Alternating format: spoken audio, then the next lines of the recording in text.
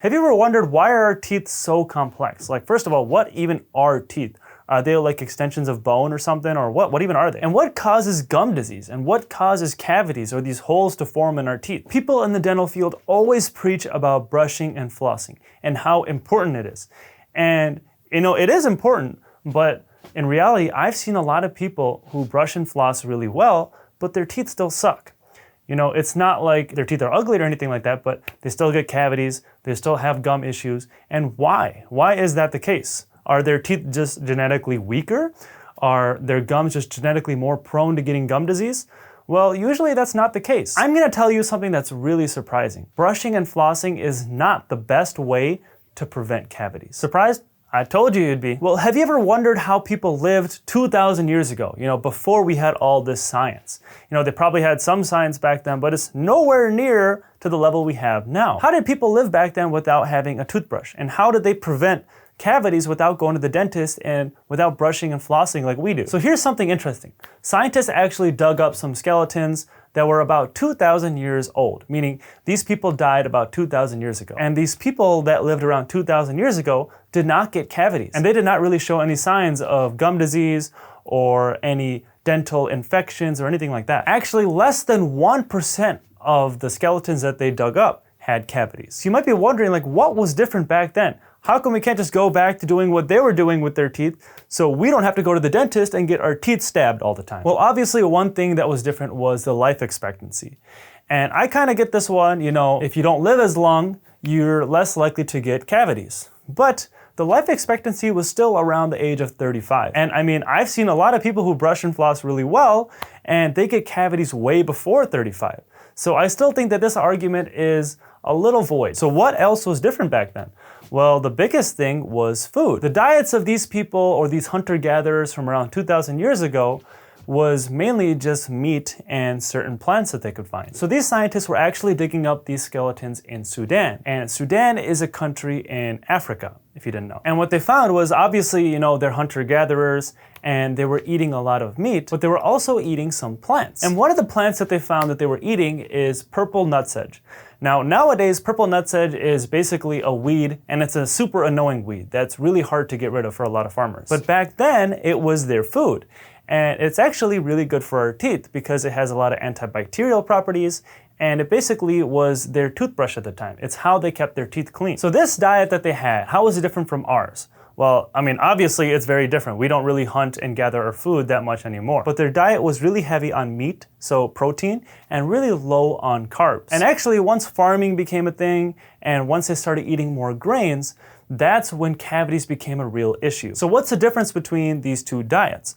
Well, obviously, the farmers will have way more carbohydrates in their diet. So carbohydrates are really the silent killer to our teeth. And the reason is we have these bacteria in our mouth.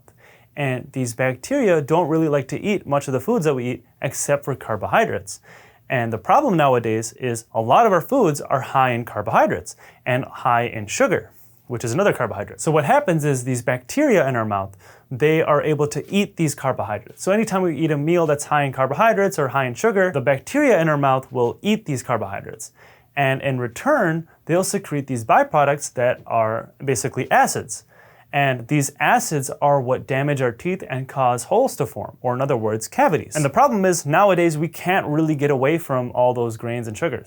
Obviously we can, but it's really hard. It's really hard to become a pure hunter-gatherer. That's why nowadays it's so important to brush and floss our teeth. Back then, like 2,000 years ago, it wasn't as important because they didn't really need to. If all you ate every single day was just meat and some fruits and vegetables, you would have a very low risk of getting cavities, even if you did not brush and floss your teeth. Your diet is the biggest contributor to getting cavities and gum disease. Now, obviously, our oral hygiene is super important, right? But you can see the point, because the reason it's so important is because our diet has changed, and it's changed in a way that we can't live without brushing and flossing our teeth. So that's why anytime you go to the dentist or getting your teeth cleaned, and they go over diet with you and ways to improve your diet, that's really when you should be listening. Obviously, brushing and flossing, you should be listening too when they talk about that, but the diet is the biggest thing. If you look at, for example, children, and some children you see would just have cavities all over their teeth. and their teeth are just really bad. A lack of oral hygiene is not what's causing those issues. It's actually their diet. And the worst combination you can put in your mouth is something that is both acidic and has sugar. So for example, let's say you have a kid, and this kid is still drinking through a bottle, but instead of just putting water or milk in that bottle, now you're putting juice in that bottle. So that kid is constantly sipping on that juice. Well, juice is very acidic. The acid alone in juice can actually damage our teeth. And also juice has a lot of sugar in it. So now the sugars are feeding those bacteria in our mouth, which are secreting more acids and damaging our teeth. So it's kind of a double whammy, because first that acidic beverage is already weakening our teeth. And now you have these bacteria eating these sugars that are in your mouth and releasing more acids that are causing these holes to form. And there's actually a saying in the dental field when you see cases like this in kids, and it's called baby bottle tooth decay. And that's why you should never allow your kid to sleep next to their bottle, especially if it has any sort of sugar in it. And this is really important for kids versus adults, because kids' teeth or baby teeth are a lot thinner than adult teeth, and they're a lot weaker than adult teeth. So they're way more likely to get cavities than our teeth. So the same amount of acids that are damaging a baby tooth will probably not damage an adult tooth. You know, I never understood the notion that juices were a healthy beverage. I always thought a healthy drink was water. But juice, on the other hand, again, is very acidic, has a lot of sugar in it. I would rather get my fruits from a natural source, like actually eating the fruits. Now, obviously, once in a while, like this is not gonna cause that many issues. The issue is when you have a very high frequency of these acidic drinks or these sugary foods entering your mouth. So if you're constantly eating crackers throughout the day, like you're just munching on crackers, or you're munching on goldfish, these high carb snacks that are constantly going in your mouth, or you're constantly sipping on a Coca-Cola or a juice throughout the day. Again, this acidic drink that has sugar in it that's constantly going in our mouth. That's gonna constantly be feeding those bacteria in our mouth, and constantly those bacteria are gonna be releasing more acids and causing more cavities. Now, a better thing to do would, if you really wanna eat these foods or drink a juice or something, to just drink it all in one sitting. So drink your cup of juice with your meal and do not drink it for the rest of the day.